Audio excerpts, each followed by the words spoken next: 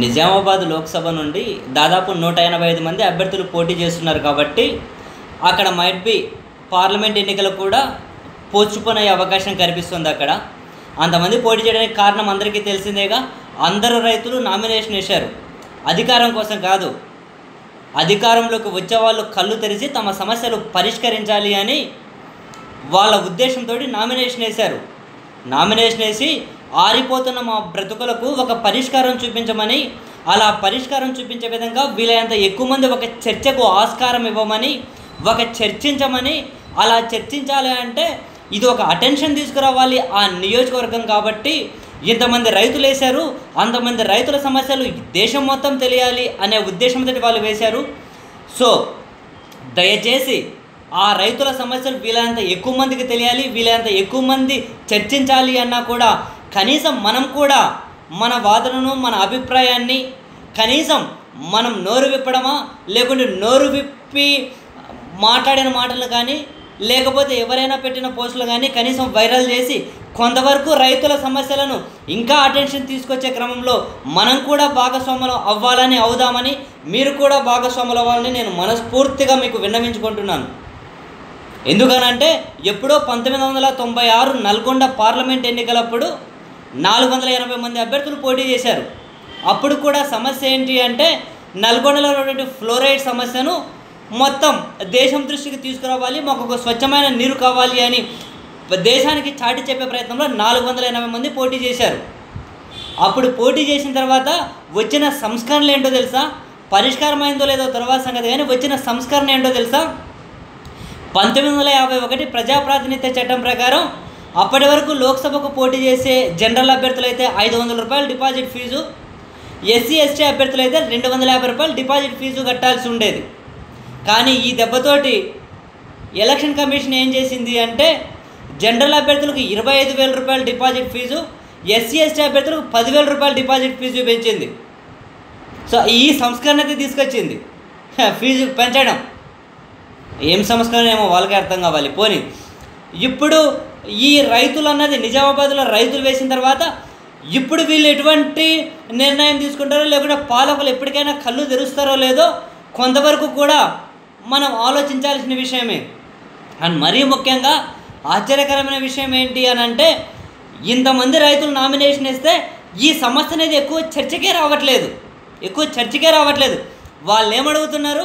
ఆరిపోతున్న బ్రతుకులకు ఒక వెలుగు చూపించమనేగా. ఎంతసేపు ఉన్నా వీళ్ళు ఏదో వాళ్ళకి తాయిలాలు ఇచ్చేసి రైతులకేమో మేలు చేస్తున్నామని చెప్పి ఎన్నికలు వచ్చినప్పుడు ఒక హామీలు ఇవ్వడానికి, రైతుల పేర్లు చెప్పి ఓట్లు అడగడానికి తప్పితే మా బ్రతుకులు బాగు చేయడానికి ఎక్కడే కూడా ఏ ప్రభుత్వము ముందుకు రావట్లేదు అనే కదా ఇంతమంది రైతులు ముందుకొచ్చి నామినేషన్ వేసి వాళ్ళ సమస్య పరిష్కరించమని అడుగుతున్నారు. అయినా వీళ్ళు రైతులకు రుణమాఫీలని, పెట్టుబడి సాగుకు సహాయం అని ఇటువంటి మాటలు మాట్లాడినప్పుడు నేనైతే కొన్ని లక్షల సార్లు సిగ్గుపడ్డాను. నిజంగానే కొన్ని వేల లక్షల సార్లు అసహ్యం వేసింది నాకు. ఎందుకనంటే ఒక రైతు విత్తనాల సంచి నెత్తి మీద పెట్టుకొని ఆ సంచి తీసుకెళ్ళి భూమిలో విత్తనాలు మొలకెత్తాలని చెప్పి భూమిలో దున్నినప్పుడు ఆ విత్తనాలు నకిలీవో మంచివో తెలియక రైతు మోసపోవడం అనేది అక్కడ మొదలైతే పంట భూమిలో విత్తనాలు మొలకెత్తిన తర్వాత అవి బాగా పెరగాలని చెప్పి వేసే ఆ ఎరువులు ఉంటాయిగా, ఎరువులు నకిలీవో మంచివో తెలియక రైతు ఇబ్బంది పడుతుంటే పంట పెరిగేటప్పుడు కొట్టే క్రిమిసంహారక మందు, ఆ క్రిమిసంహారక మందు మంచిదో కాదో తెలియక రైతు ఇబ్బంది పడుతుంటే అసలు ఆ పంట పెరిగే క్రమంలో ఆ పంట ఇంకా మంచిగా రావాలి అంటే కరెక్ట్ వ్యవసాయ పద్ధతులు ఏందో తెలియక అని తెలియజెప్పే వ్యవసాయ అధికారులు అక్కడ లేక రైతులు ఇబ్బంది పడుతూ ఉంటే, ఆ కరెక్ట్ టైంకి సాగునీరు రాక రైతులు ఇబ్బంది పడుతూ ఉంటే ఇవన్నీ దాటుకొని ఎలాగోలా పంట చేతికొచ్చే క్రమంలో, ఇంకా పంట చేతికొస్తుంది అని చెప్పి రైతు ఆనందపడే క్రమంలో ఈ ప్రకృతి వైపరీత్యాలు వచ్చి ఆ పంట నాశనం అయిపోయి రైతు బాధపడుతూ ఉంటే కనీసం ఆ ప్రకృతి వైపరీత్యాలుగానే తట్టుకొని పంట చేతికి వచ్చిన తర్వాత రైతు దాన్ని అమ్మి తన కష్టానికి ప్రతిఫలం ఆశించే క్రమంలో ధరల కోసం అంటే మార్కెట్కి రైతు వెళ్ళినప్పుడు అక్కడ రైతు కష్టాన్ని దోచుకోవడానికి అలవాటు పడే జలగల్లాంటి బ్రోకర్ కొడుకులు ఉంటారుగా. రైతుకు న్యాయం చేయాలనుకున్నాడు దళారి, దోచుకోవాలనుకున్నాడు బ్రోకర్ అనక ఇంకేమంటాం. ఆ బ్రోకర్ ఎదవలు ఆ రైతును చూసే చూపు దగ్గర నుంచి, మాట్లాడే మాట దగ్గర నుంచి, ఇచ్చే రెస్పెక్ట్ దగ్గర నుండి, చూసే నీచమైన చూపుల దగ్గర నుండి కూడా రైతు దాటుకొని ఎలాగోలా ఇవన్నీ భరించి పంటను అమ్ముకుందామని రైతు ఆలోచించే క్రమంలో ఆ బ్రోకర్ ఎదవలు ఏం చేస్తారు, ఆ శాంపుల్స్ క్రమంలోనే రైతు పంటని సగం దొబ్బేస్తారు. దొబ్బేసిన తర్వాత అక్కడ అందరూ సిండికేట్ అయి కనీస ధర కూడా రైతుకు రానియకుండా చేసి ఎంతో వచ్చింది చేతిలో పెట్టి పంపించేస్తే విత్తనాలు వేసినప్పుడు అయ్యే ఖర్చు దగ్గర నుండి రైతు శ్రమతో కలుపుకొని ఆ పంటకు వచ్చే ప్రతిఫలం దగ్గర క్యాలిక్యులేట్ చేసుకొని రైతు బరువుతో గుండె బరువెక్కి ఆ బాధతోటి రైతులు ఆత్మహత్యలు చేసుకొని చనిపోతున్నారు కదా. సో ఇటువంటి వాటికి విత్తనాలు మొలకెత్తిన దగ్గర నుండి ఈ పంట తీసుకునే క్రమంలో రైతు బాధతోటి ఆలోచించి ఆ గొంతు తడి ఆరకపోతూ ఉంటే ఆ ఆరకపోయే తడికి ఒక చుక్క మంచినీళ్ళు వేస్తే ఎలా ఉంటుందో, ఒక గ్లాసుడు మంచినీళ్ళు ఇస్తే ఎలా ఉంటుందో అలా ఉంటుంది వీళ్ళు ఇచ్చే తాయిలాలు, అలా ఉంటుంది వీళ్ళేదో రైతులకు మేలు చేస్తున్నామని చెప్పే ఈ మాటలు కూడా. ఇప్పుడు వీళ్ళు దేని మీద పోటీ పడుతున్నారు అంటే ఆ తడి ఆరిపోయి బరువెక్కిన గుండెకు మేము గ్లాసు మంచినీళ్ళు ఇస్తామని, మేము మినరల్ వాటర్ ఇస్తామని, మేము కొబ్బరి నీళ్ళు ఇస్తామని పోటీ పడుతున్నారు. కానీ ఈ 70 సంవత్సరాల స్వతంత్ర భారతావనిలో ఏ ప్రభుత్వమైనా ఏ రాష్ట్రమైనా కనీసం మొలకెత్తే విత్తనాలు వేసే విత్తనాల్లో కల్తీ లేకుండా వీళ్ళు చూడగలిగారా? ఎరువులు, ఈ క్రిమి సంహారక మందులు ఇందులో కల్తీ లేకుండా వీళ్ళు చూడగలిగారా? కనీసం ఏ ప్రభుత్వమైనా వాటిని నివారించగలిగిందా? నివారించలేదు. నివారించే సంగతి తరువాత వీటిని పెంచి ప్రోత్సహించేది కదా ఎవరు తెలుసా? ఇదే ప్రభుత్వాన్ని నడిపే పార్టీలే. వీళ్ళ కార్యకర్తలు, వీళ్ళ ద్వితీయ శ్రేణి నాయకులు వీళ్ళే ఉంటారు డీలర్లుగా, వీళ్ళే ప్రోత్సహిస్తారు వీటన్నిటిని కూడా. మరి అసలు రైతుకు కావాల్సిందేంటి? అరే కనీసము పంట తగిన గిట్టుబాటు ధర లేకపోతే తనకి ఇష్టం వచ్చినప్పుడు అమ్ముకునే ఆ స్వేచ్ఛ కూడా రైతుకు లేకుండా. ఎందుకంటే ఆ స్వేచ్ఛ ఎలా వస్తుంది? స్వేచ్ఛ రావాలి అనుకున్నప్పుడు రైతుకు పంట పెట్టే దగ్గర నుంచి కనీసం ఆ పంట పెట్టడానికి రుణం కూడా స్వేచ్ఛగా తీసుకొని స్వేచ్ఛగా కట్టుకునే అవకాశం ఇచ్చినప్పుడు రుణాలు మాఫీ చేయమని ఎవరు అడగట్లేదు. చేసిన అప్పులు స్వేచ్ఛగా కట్టుకునే ఆ ఫ్రీడమ్ అడుగుతారు రైతులు. అలా ఉన్నప్పుడు తన గిట్టుబాటు ధర వచ్చేంత వరకు కూడా రైతు అమ్ముకోకుండా ఉంటాడు. అలా కానప్పుడు ప్రభుత్వాలే ఒక సపరేట్ నిధి ఇచ్చి ఆ సపరేట్ నిధి ఒకటి పెట్టి రైతుల పంటలు కొనొచ్చుగా. ఈ పని ఇన్ని సంవత్సరాలు ఎవరైనా చేశారా? ఎంత బాధ ఉంటుంది తెలుసా? రైతుకు తన శ్రమకు ప్రతిఫలం అడగట్లేదు రైతు. పెట్టిన పంట ఇప్పుడు విత్తనాలు వేయాలి అంటే కొనే విత్తనాలు ఎంత ఉంటుందో తెలుసా? ఆ విత్తనాల డబ్బులు కూడా మొత్తం పంట అయిపోయిన తర్వాత విత్తనాల డబ్బులు కూడా రావు తెలుసా? 100% రావు చాలా దగ్గరలో. ఎందుకనంటే ఉదాహరణకి ఇప్పుడు మా నాయనే పంట వేస్తాడు. పంట వేసినప్పుడు మేము పంట వేసినప్పుడు విత్తనాలు ఎంత అవుతాయో అమ్మిన తర్వాత మళ్ళీ ఆ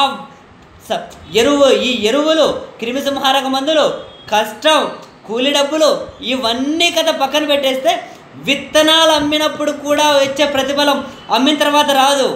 అయినా ఎందుకు వేస్తాడు తెలుసా? అరే అదే ప్రశ్న మా నాన్న అడిగితే ఏం చెప్తాడో తెలుసా? అరే మెయిన్ రోడ్డుకి ఆ పక్క ఈ పక్క చేను పెట్టుకొని పంట పెట్టకపోతే చూసేవాళ్ళు ఏమనుకుంటారు అన్న పరువు కోసం వేస్తారు. అసలే రైతులకు ఆత్మగౌరవం ఎక్కువ. మా నాయన లాంటి వాళ్ళకి అది టన్నులు ఉంటుంది కాబట్టి ఆ ఆత్మగౌరవం కోసం వేస్తారు. ఇంతకుముందు ఇంకో మాట కూడా చెప్పేవాళ్ళు, అరే పంట రాకపోయినా పర్లేదు, ఇంటి దగ్గర ఉన్న ఆవులు ఎద్దుల కోసం కనీసం మేతైనా కావాలి కదా అని మేత కోసమైనా, ఇప్పుడు అవిగానే లేవనుకోండి, ఆ మేత కోసమైనా వేసి పరువు కోసం వేస్తుండ్రు. ఇంకా ఈ ప్రభుత్వాలు, ఈ పార్టీలు ఇంకో చిత్రమైన మాట మాట్లాడతారు, రైతుల రుణమాఫీలు అని. అసలు రుణమాఫీలు చేసి రైతుకి ఎలాంటి భరోసా ఇస్తారో వీళ్ళు నిజంగానే అర్థం కాదు. ఎందుకంటే రైతుకు కావాల్సింది రుణమాఫీతోటి రైతు పంట ఎట్లా పెడతాడు? కొత్త రుణం కదా కావాలి రైతుకు. ఆ కొత్త రుణం ఇస్తే దాంతో పంట పెట్టి స్వేచ్ఛగా ఒకవేళ పంట నష్టపోయే పరిస్థితి వస్తే ఆ పంటను బీమా పరిధి కిందకి తీసుకురావచ్చుగా. ఈ ప్రయత్నాలు ఎవరైనా చేస్తారా? ఏమీ చేయరు. రైతు అంటే కేవలం తన ఎన్నికల విధుల్లో, తన ఎన్నికల మేనిఫెస్టోలో, ఎన్నికల హామీలో వీళ్ళు ఒక పనికి మాలిన మాటలు మాట్లాడడానికి, ఒక డూప్లికేట్ మాటలు మాట్లాడడానికి ఉపయోగపడే ఒక ప్రోడక్ట్ మాత్రమే రైతు అన్న ఒక వ్యక్తి. ఆయన కొంచెమైనా కనుక ఈ ప్రభుత్వాలు సిగ్గుపడాల్సిన అవసరం ఉండదా? సాక్షాత్తు ప్రభుత్వ గణాంకాలే 2010 నుండి, అంటే గడిచిన 9 సంవత్సరాలలో 3 లక్షల మంది పైగా రైతులు ఆత్మహత్య చేసుకున్నారు అని చెప్పి ప్రభుత్వ గణాంకాలే ఘోషిస్తుంటే కొంచెం కూడా సిగ్గుపడరా వీళ్ళు? ఒక్క రైతు తప్ప వేరే ఏ వృత్తి చేసుకునే వాళ్ళైనా ఆత్మహత్య చేసుకుంటున్నారా? ఒక రైతు మాత్రమే ఎందుకు ఆత్మహత్య చేసుకుంటున్నాడు? ఎందుకంటే అవమానాలు, చీదరింపులు.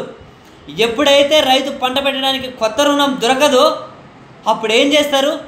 ప్రైవేట్ వ్యాపారస్తులను, వడ్డీ వ్యాపారస్తుల్ని వాళ్ళను ఆశ్రయిస్తారు.